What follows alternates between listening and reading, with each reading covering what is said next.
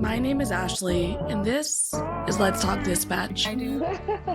You're gonna do it. Do it really well. And I believe the world needs more dispatchers. Around in the mud, blood, and plus beer. years that I'm not working 4th of July. 4th of July. Saying community policing, right? What about community dispatching? So on this show, with the help of my guests, we will educate, empower, and support the heroes behind the headset. Right. Hello, everybody. Welcome back to another episode here at Let's Talk Dispatch with me, Ashley, the raspy dispatcher.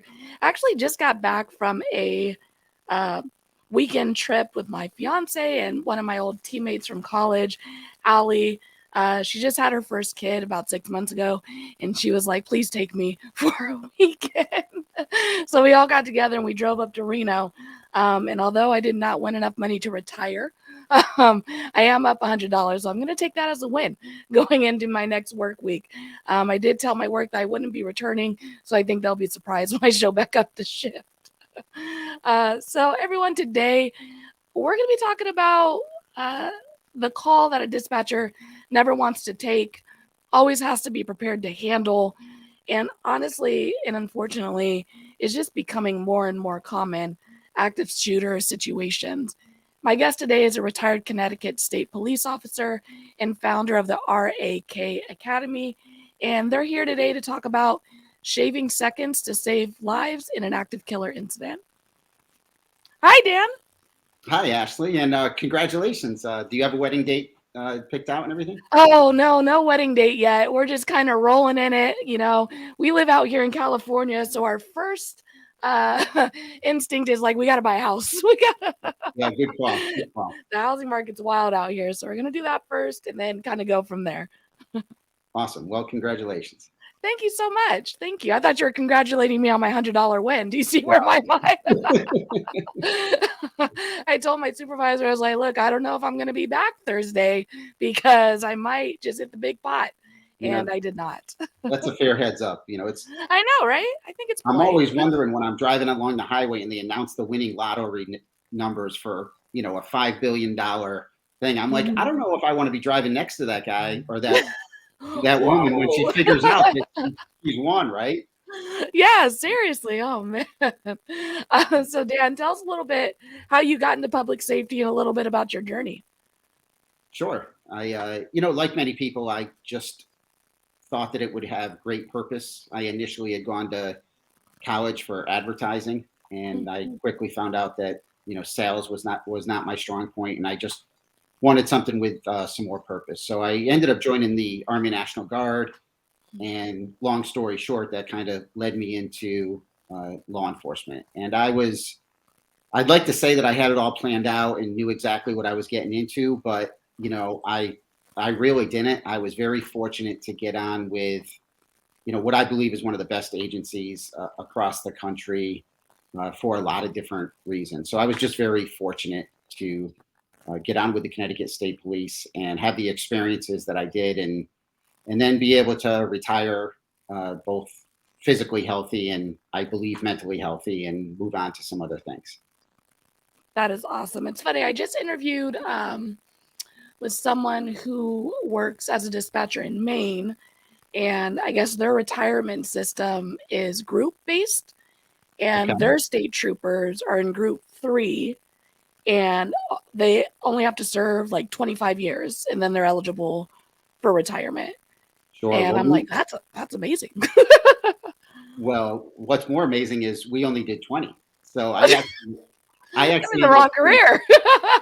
I did 23, so you can stay longer. And our group troopers now, unfortunately, have to do 25. It's still a great retirement system, but it's one of the largest pieces of advice that I give to somebody that wants to go into law enforcement is I say, don't just look at all the cool Gucci stuff, like really dig into what their healthcare package is, what their retirement package is, and how long you have to do, because that extra 5 or 10 years is an absolute kick in the butt in this profession. And, when you're 20, 25 and you're just looking to do some real good things, but have some adventure, you don't pay attention to those things. But 10, 15 years later, once you've got a family and you're thinking about what you want to do afterwards and you want to make some some movements, either lateral, because you want to change jobs, but within the same agency, or you want to make promotion. That's it can be very restrictive if you didn't choose the right place. So it's one of my biggest recommendations is really just digging into the deeper things of that agency that you're looking into. It is true. And even if you're going into dispatch, one of the big things is like, you're right. When at 20, 25, you're like, I'm going to be working for X amount of years. I don't need to worry about Right. retirement or, anything like that. But it is so true that if you do worry about it and you really are intentional about understanding the retirement that you're going into, or even when you're job searching, it's going to make life a lot easier down the road when you're heading out the door for any reason. Yeah, I would even recommend, instead of just looking at the bottom line, which is pretty much what everybody was looking at, was what the salary is. Mm-hmm. If you can retire 5 or 10 or 15 years earlier, even if you take a lesser salary, depending on what the calculation of it is, that's probably a win-win for you and your family afterwards. So there's a lot to look into that. And I'm still not the right person to actually know all those numbers. I just know that I got lucky. I really do. Yeah. And it's funny because I just watched like a Instagram, some social media nonsense the other day that someone was talking about compensation. And when you think about your salary, that benefits is part of your compensation packet. Like, I think, like you said, a lot of us are like, okay, how much is my check going to be every month? But in reality, all those things pour into that bucket and do ultimately impact, our livelihood down the road. So I think it's super important.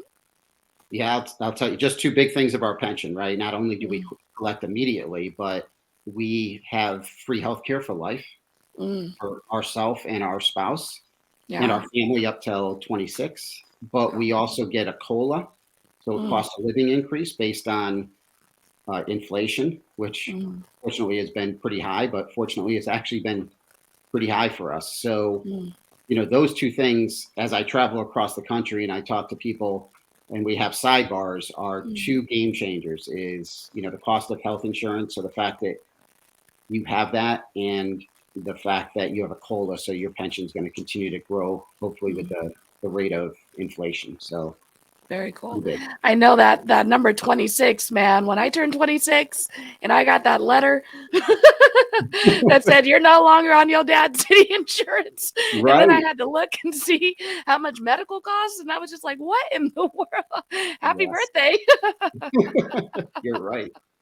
Man, that 26 is a tough number. So we were talking a little bit before offline that for you at your department when you worked there, you folks also had a rotation or a patrol position as a dispatcher or working the desk. Can you tell me a little bit about that? Yeah, so one of the unique things and one of the reasons why I really enjoyed working with the Connecticut State Police is we are fairly unique compared to the majority of police departments across the agency. We don't just run the highway by any means. We have so many local towns that are so rural or so small that they don't have any police departments at all. So therefore, a state trooper will just, for a patrol that day, will cover probably 3 of those towns all by themselves, which means we handle everything on patrol from the cat in the tree to a low-level sex assault. So that means that we're very much fulfilling the role and getting the experience as many of the local police departments do, right? We get that investigative experience, and certainly we handle the highways as well. So we deal with that. But we also, one of our patrol assignments every single day at each one of our troops throughout the state is for at least one desk trooper to sit the desk with our dispatchers. And we certainly don't do it as well as those dispatchers, but every single one of us straight out of the academy are desk certified. And, at some troops, it's a very senior position because those troopers would rather stay inside, not have to do the paperwork and, not have to field those calls. In other troops, it's actually a very junior position because, the troopers there, they just want to get out on the road and do that type of police work. But what it does mean is that, we put on the headset every single day and get that experience. And I think have a very good appreciation for what dispatch does. We actually have as part of our, not only do our dispatchers, right? We have an 8-week dispatcher academy where our dispatchers have to go through, regardless of if they've been a dispatcher somewhere else, they've got to still go through our 8-week dispatch academy. And our dispatchers that run that academy, they actually train our recruits on the recruit level. So they come in and they educate them about what dispatch is. And then part of our FTO program is you have to spend, I believe it's about a half a day in dispatch. So you have to sit there and just get used to the environment about what's going on. The fact that dispatch could be blown up and very, chaotic, even though the radio may sound very quiet. And so they really get the experience and understanding. And I think that helps for a better analysis, which is, where I led into, but also just a better understanding and appreciation for what you guys do, because the reality is, I think you're undervalued and you're undertrained. Thank you. No, I really do think that's a very unique, because I've worked at 2 agencies, both city police, and I think every officer that I've ever come into contact with, they're just like, oh no, I could never do this job. Like, your guys' job is wild. It's just so different from, our side of the radio. And the fact that for you and your department, that even more than just having someone sit in during their training, like, you guys are actually trained to do that part of the job.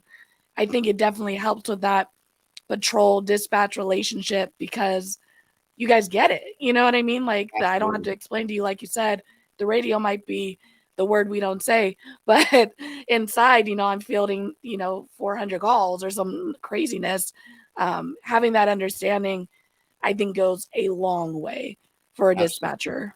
Yeah, and some of our best patrol troopers are ones that were dispatchers first, and then actually, moved over to be troopers. We actually had a dispatcher who then came to the sworn side and retired as a lieutenant colonel. So, wow, very cool.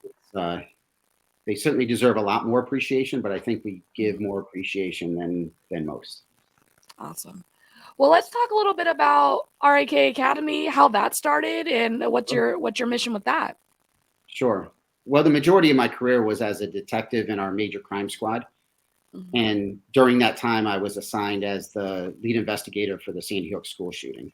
So up until that, I, certainly had some training, and we had a previous active shooter incident in a few years before in our state. But obviously, Sandy Hook took it to a whole different level. And as the case officer, I was then often requested to go around and give talks at conferences and things like that, and share lessons learned, which is something we absolutely have to do.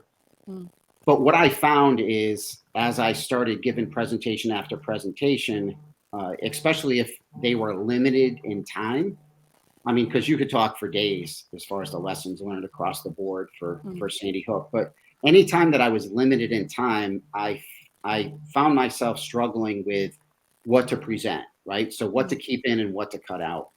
And so I had sat in those seats and been briefed on the O.J. Simpson case and the Casey Anthony case and, all these high profile cases.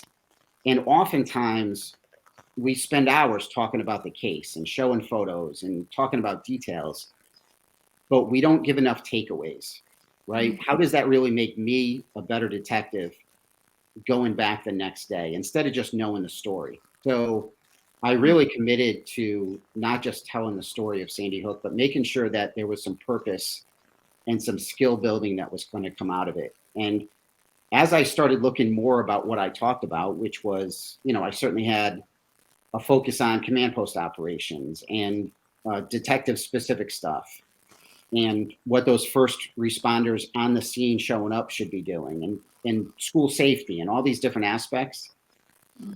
I found that the most important thing was dispatch. It was not only the most important because they had the most opportunity to save lives, but it was the most important because it's the most overlooked. And some of that was just coming down to some simple math. And what we know is that Newtown officers were on scene in about 3.5 minutes at Sandy Hook. And we believe, even though he didn't leave a suicide note or a manifesto, but because of his strong social anxiety, it was it was really illogical to believe that he ever thought that he could live on his own, that he could get away, or that he could actually, maybe try and take the fight to law enforcement or get captured and live in incarceration. Like, he had Mm-hmm. such strong social anxieties that at this point in his life, he really, uh, couldn't have lived anywhere else with anybody else than where he was living. And before he did the school shooting, he had already killed his mother. So it just makes sense that his plan all along was to kill himself, and to do that before there was any chance of him getting taken alive, which when you look in the data, we find that that's usually the answer about 43% of the time, right? Mm-hmm. That these types of active killers, just presence of law enforcement alone will cause them to either commit suicide, to flee, to barricade, hopefully in a way that we're not still losing people, or to Mm-hmm. maybe take the fight to us. And in Mm-hmm. all those instances, as soon as police officers get on scene, we have some positive effect on the situation and usually stop the killing or at least slow it down. But when dispatchers are taking those initial calls, no one's usually on scene yet, and no one knows about it. And if they are not trained specifically about what to do with those calls, especially if they do what they normally do by habit and sometimes by policy with so many other calls, then we're going to give away some valuable seconds, and we're going to look back and realize that we could have saved lives. If he truly had a plan to just commit suicide once police got there, they got there in 3.5 minutes. But the simple question is, what if we got him there in 3 minutes? That would have been a half a minute less of trigger squeezes, and our number wouldn't be at 26.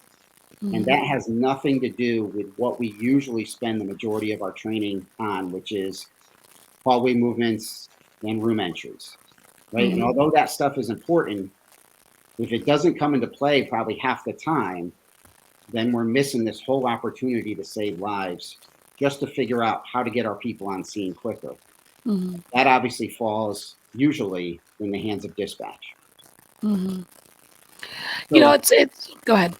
so from that's where the RAK Academy really originated, is instead of just doing presentations and giving talks, I started doing specific training. My last 7 years of the state police, I retired. I was an instructor at the academy. And then I also did 20 years in the military where I was instructor certified. So, Mm-hmm. so I know a lot about what actually makes a difference in training, and it's not somebody standing up talking, right? Mm-hmm. It's actually us doing good scenario-based training, developing muscle memory, overriding bad habits, and so that's where the RAK Academy developed, because I started, even though I still do talks, I started developing very specific scenario-based training all the way across the board, from school or church or business safety to dispatchers taking the calls to police officers that are showing up on the scene. And they all include just doing good reps. So in our 2-day dispatch response to active killers, our DRAC, we actually do scenario-based training for those dispatchers after we've taught them the important things to do. And we set up mock dispatch stations, and we have you take mock active shooter calls, and we put you really on the only thing that matters, which is the clock, as far as getting things done. So interesting. For me, like when I grew up, the Columbine had happened. Like that was the first, not the first, but in my childhood, that was the big incident where it was like, oh wow, this never happens, and I can't believe this could be such a thing at schools, and now I'm 32 years old, and Sandy Hook happened, and there's so many other school shootings and active shooting incidents in general that are happening, that it's so commonplace now, where the shock and awe of it has dwindled from like my memory as far as when Columbine happened versus when shootings happen now. It's one of those like, man, another one. Sure. And I think the perspective also shifts for me because now I am a dispatcher. And like you said, when dispatchers when the call comes in, no one knows about it yet. Right. You know, I don't, for folks who don't dispatch, and when there is any type of in progress, high priority, violent call, such as a shooting, we're kind of trained to drop a call with a location and like a word, you know, that it's happening here at Sandy Hook, shooting, boom, and we're rolling. So the person who is dispatching those officers are trained to get them going with no info, you know, like as fast as we can, we're getting more info. And of course, for a situation like an active shooter, you're going to get a lot more calls. And the other side of it that I wouldn't have thought of before I did this job is the fact that when these places happen in small rural communities, Sure. their dispatch centers are reflective of that. So you have two people, maybe more likely one, you know, fielding hundreds of calls with probably multiple injuries and limited information. So it is really a disservice if a department is providing active shooter training only to their officers who are responding on scene. Yeah, I would actually argue that their presence alone has that positive, the positive effects, which is why I think the seconds that are in the hands of the dispatchers are more valuable and have more opportunity to save lives. And yet they get far less and usually actually no training that's really effective and specific. And you're right. The most important thing we can do once we get those two things, right? Significant event and general location, right? As soon as we get Sandy Hook shooting, we don't even need to wait for the caller to stop talking. We should dispatch officers.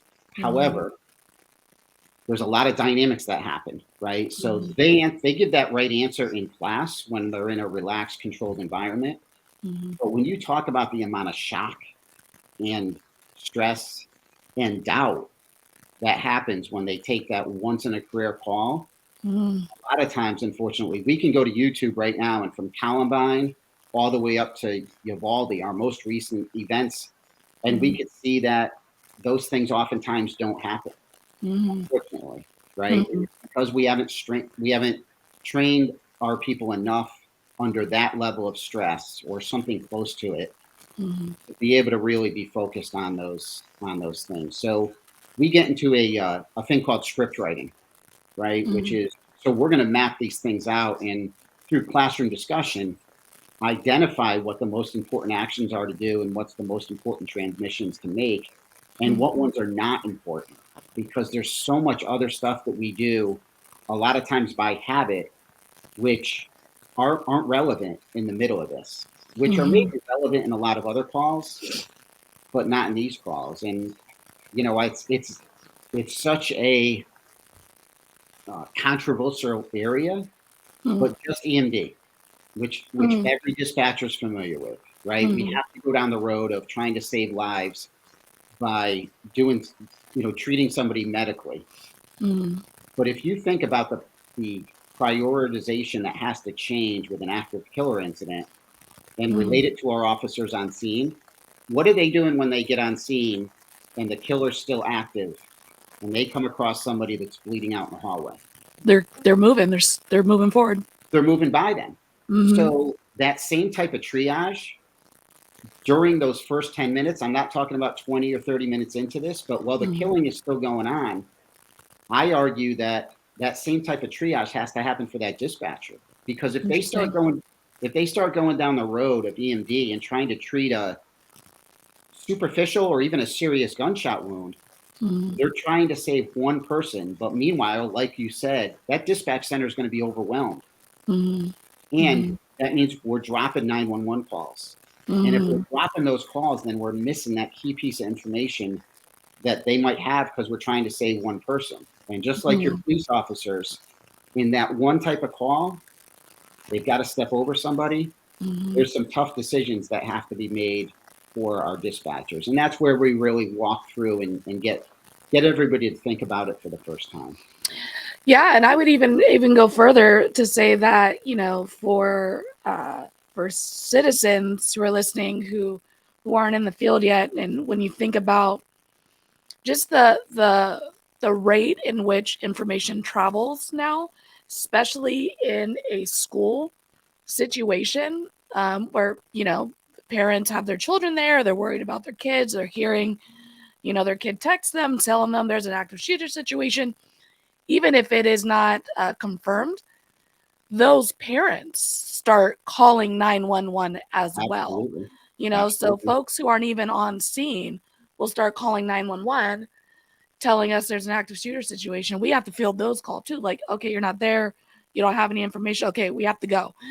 So there is that aspect as well coming into the center for folks who are just scared and they don't know what to do and they want more information because for some information is calming rather than no information. Sure. No, it's such a great point. We literally walk through all these different types of calls that you're going to have to handle in those first 10 minutes. And then we write scripts to figure out what's the best and what's the fastest thing that we can do with those calls. And those calls from those parents are right in the mix, along with a whole bunch of other checklists that your dispatcher's names are on, right? Calling for mutual aid, notifying the chief, like activating all these other things, which they usually do in so many other types of calls. But these types of calls are not only overwhelming your PSAP, they're overwhelming probably several other PSAPs. And if you don't know specifically what's the best thing for you to do right then, you're probably going to look back and wish that you made some other choices. So that's the experience that we focus on giving them in those 2 days. That's awesome. So when you're going through this training and you're, obviously we're not going to go through your whole training here on this episode. But what do you think specifically, if you could maybe narrow it down to a sentence or two, is the role of a dispatcher during that active shooter incident? Sure. So I'll give you the initial script, right? So as we've already said, and we use Sandy Hook, we use active killer incidents as the pinnacle to really drive the point home. But when you think about it, it could be somebody with having a heart attack, an arterial bleed, or through the windshield of a car. Really, for any life-saving type situations, as soon as a dispatcher has those two things, significant event and a general location, dispatching assistance, whether it's the police officer, EMS, fire, is their top priority, right? And that means cutting off the caller. It means whether you're pushing a button or dispatching through CAD, whatever you're doing, if you don't do that right then, you give away seconds that it doesn't matter how fast those officers or those fire engines drive, they can never get those seconds back. So those two things, hit the button. Now we have a caller on the line and there's a lot of other information that we need to get. And oftentimes when I ask, if you get to ask one question, what's the most important question? There's such a wide array of questions that people want to ask of, it's a shooter's name, a physical description, how many shooters, where the victims are. But really, when we look at these types of events, which are happening in large facilities or large areas, right? Because there's a lot of people there. That's where these active killer incidents are happening, which is not the majority of calls that we take. Yeah. Whereas if you're a frequent flyer coming to my house, you just get the address and that you're good to go for location.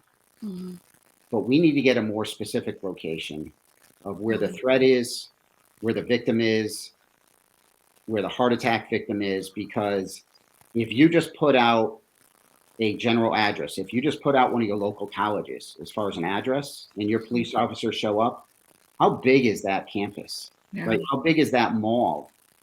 And how much time, not just seconds, but how many minutes are they going to waste trying to figure out where that killer is? And that's where that falls in this concept of trying to shave as many seconds as possible.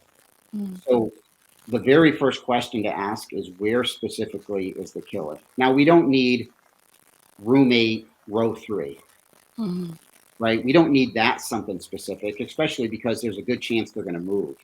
What we do need is Macy's instead of JCPenney, right?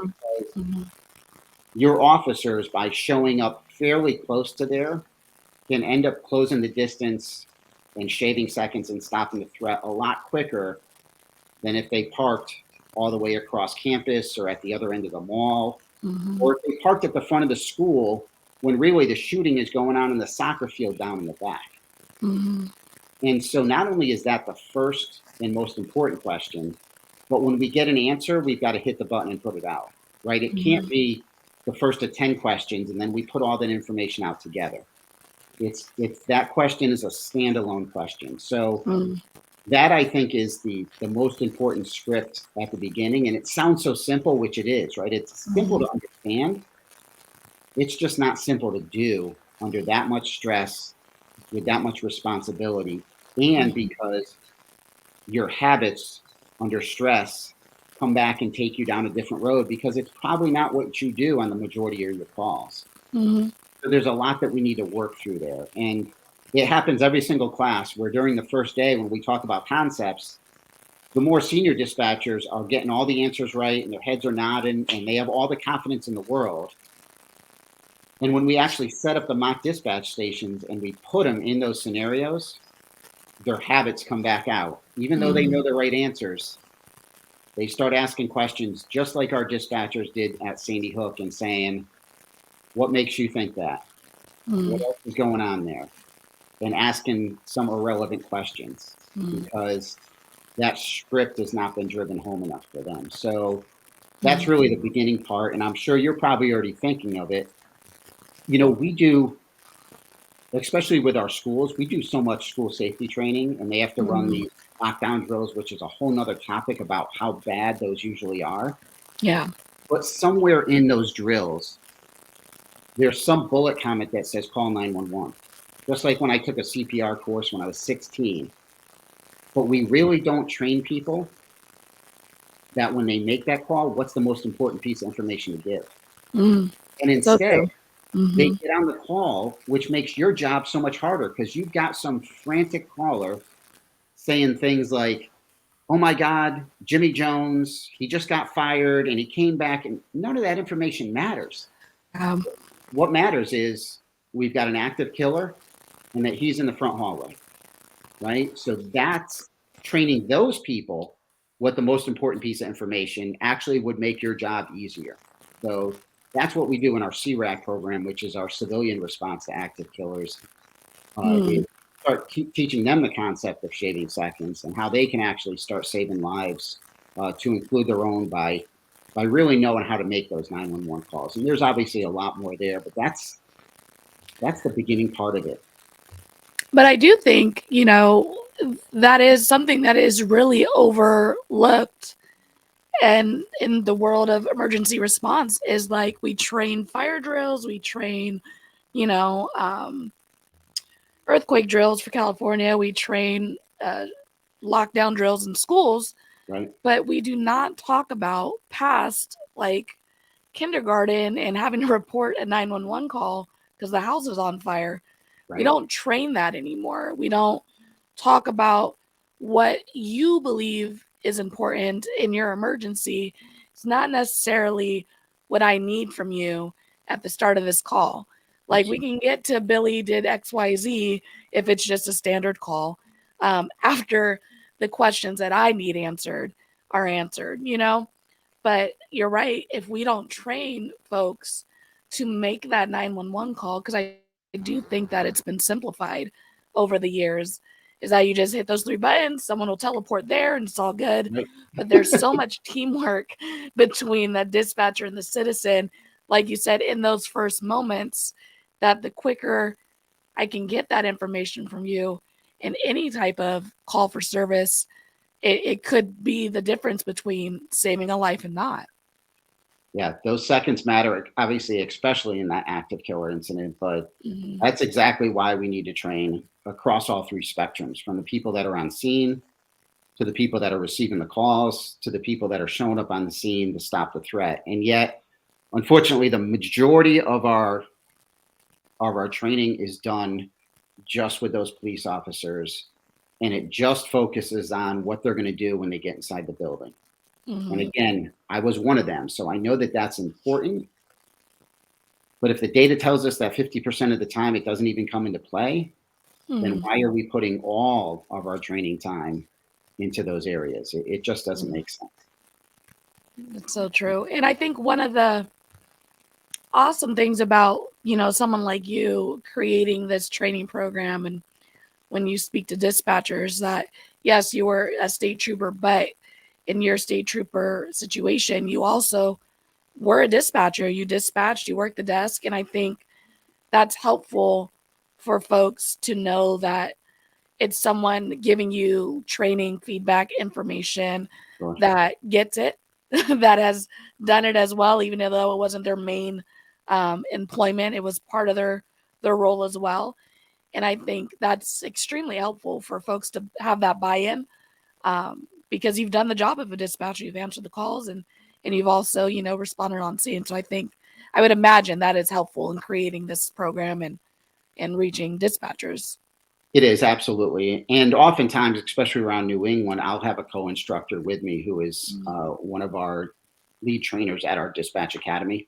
Mm-hmm. And but she's still in the field and still working, so it's she only gets so much time off. But if I can bring some other expertise with me, then I certainly do. But it's just such a valuable conversation, and it's just the beginning of it, right? There's so many habits after that initial script that come into play where we waste time. There's policies that are offline. There's actions that those officers could be doing long before they actually get on scene, which also have the ability to shave seconds and save lives. And that's really what we bring into the training. That's so awesome. So where do folks find you? How do they get in contact with you? How can they go to one of your classes, courses, bring it to their department? Sure.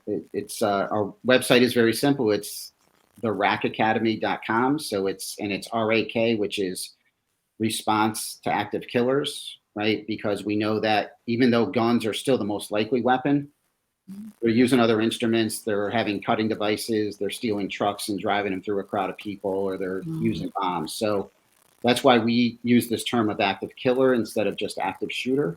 And that's why the company is the RAK Academy, RAK, for that. And if you go to the calendar on there, you'll see where I have all our training events. We're pretty filled for the springtime. We've already run probably 5 or 6 DRACs during the spring in Massachusetts, New Hampshire, Connecticut. We'll be in Tennessee at the end of June. We'll be in North Carolina. We'll be back in North Carolina because we've already been there in the end of August. And I don't have them posted yet, but come next fall, we'll be in Connecticut again, Rhode Island, Massachusetts, New Hampshire. Those are all our frequent ones. But we've been all over the country. We've been in Montana, California. It's pretty easy. The concepts are pretty easy to apply, regardless where we're at. But we make them specific for your dispatch situation and for who's in the room. But unfortunately, the gaps that we see in the blind spots are all too familiar, regardless on who's actually doing it. Awesome. So what advice would you give someone, as we're wrapping it up, who is considering a career in law enforcement or a first responder role in general? This answer has kind of changed over the last few years, but now I think where we're at is, I would say, get in.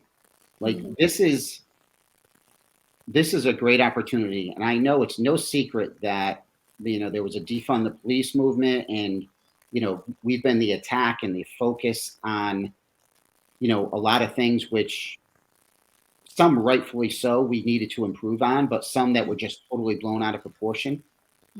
But the time you want to buy a house is when the market is low. And although we're in some really tough times for law enforcement right now, which is why recruiting is so low, which is you're seeing signing bonuses and you're seeing pensions being brought back and some benefits being given because it is so hard getting people. Well, if you have a passion, if you have a purpose, because that's what this has to be, it has to be a calling for you, then now is actually a great time to get in when the housing market is low, right? Get in now because it's already turning. And pretty much across the board, I think the military went through the same thing around the Vietnam area where they were underappreciated, they were spat on, they were misunderstood. And then once they turn that corner, I think we're in a place where our military will never be taken for granted again. And I think law enforcement is probably going through that same thing. They were getting uh, misunderstood and focused at and blamed for a lot of things. And some we need to own, right? We need to constantly get better, right? So much is focused on this police reform. And, I also do some leadership training. And when I say that to a group of officers, like, you can feel the frustration. But the reality is our job is way too complex and way too important for us to not ever be in a constant state of police reform. I just prefer to call it police evolution, right? We should be constantly evolving and getting better. And when we don't do that, then we have other people that don't know our jobs try and come in and do that. But as far as getting into law enforcement right now, the opportunities are better than they ever were. When I applied, there were 12,000 applicants for about 300 recruit positions, right? Just to get into the academy. Now, those numbers are nowhere near that, which means you can use that to your advantage. So our departments are extremely young. Their numbers are low as anything, and it's going to be that way for a few years. But once we start to get back to what right is, those people that have gotten in now are going to have seniorities. They're going to be running the departments, and they're going to be well on their way. And they're going to be taking advantage of the fact that recruiting is so tough right now. So I would absolutely recommend that if somebody has that sense of purpose, now is actually a great time to get in, especially because it's going to take you probably 6 months to a year to get through the process anyways. We're going to be in a different place come that time. Just like a year ago, we were in a little bit worse place as far as law enforcement goes. Yeah, I totally agree. I think that, it's been a weird couple years. I've always wanted to be in law enforcement. I got my degrees in criminal justice. And then when I finally decided to go into the field and ended up being a dispatcher, it did have that shift where we were having these conversations, hard conversations, and having to own some instances in historical, situations with departments. And, I think the phrase "get in" is kind of, it's so simple and so true, because you get in and you make changes, you make departments better, you affect communities. And the only way to really do that is by, being under the headset, or, being in the patrol car, or in whatever aspect you want to affect that change. But if you're not in it, it's very hard to affect any change in it. Absolutely. And when we speak of change, I think one of the greatest changes that still has to happen, it's starting to catch on. I don't know if your department has done this yet, but dispatchers, telecommunicators, they need to be considered first responders, right? The days of putting them as an administrative position is just insane. We have learned too much, not only about how valuable their role is, how they can actually save lives, and they do every single day, but the amount of trauma that they incur, which means you should not have to do 35, 40 years as a dispatcher. It's asking way too much of somebody. If you want to, that's different than having to. And you should have the same benefits as every other first responder, because that's how valuable you are to our position. And anybody out there that I can help fight that battle, we're still trying to go through it in Connecticut, but please, if I can help you, let me know, because that's how valuable you are. Awesome. Well, Dan, thank you so much for everything you've done, everything you do. I think the RAK Academy is amazing. I think the mission is incredible, and the information that you're providing is needed, as you say, to save lives, to shave seconds and save lives. And thank you so much for wanting to come on the show and share all this information with the listeners. Absolutely. And thank you. And thank you for what you do, not only behind the desk, but behind the microphone right here. It's so awesome. So let's stay in touch. Awesome. Thank you. I'll be right back with you, Dan. Sounds good. All right, everybody. That was another episode here on Let's Talk Dispatch. Like I said in the opening, the active shooter, active killer call is one that I think every dispatcher would prefer to go their whole career without having to take. But the reality is that it's becoming more and more common. And as Dan pointed out, that we really need to include dispatchers in these active shooter trainings, these active killer trainings, because they are the first point of contact in any report for any type of active killer situation or any large call for service. So if your department is not including them, it really is a disservice to the community that you are serving. So folks, if you are interested, again, check out Dan's website, RAK, that's Robert Adam King Academy.com. And I'll also include that information in the link for this episode. Until next time, stay raspy, everybody. Thanks for joining us here on Let's Talk Dispatch. Don't forget to hit that subscribe button and leave a 5-star review. Consider joining our Patreon for exclusive content, early access to episodes, and discounts on merch at theraspydispatcher.com. Follow us on Instagram and Facebook, and subscribe to our YouTube channel. All of these things help support the creation of more content, because the world needs more dispatchers. Thank you all again for the love and continued support, and until next time, stay raspy.